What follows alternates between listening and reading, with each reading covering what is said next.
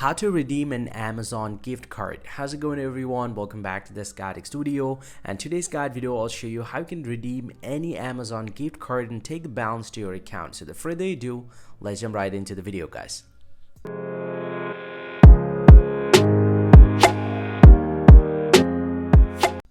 Well, so redeeming your Amazon gift card is pretty quick and easy. Open up the Amazon app from your device, and from the home page, go ahead and tap on this profile of the people icon right over here. Inside this one, if you scroll down, you'll get to see the redeem gift card option. But if you don't find this one, scroll up and tap on account.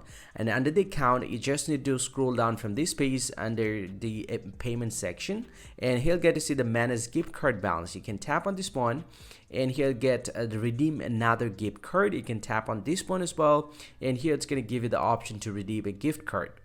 You can either scan your gift card claim code, and also you can enter the claim code right over here. You can tap on this camera icon to scan the claim code, or even you can manually enter the claim code right over here, and you can tap on apply to your balance, and this will be added to your main balance.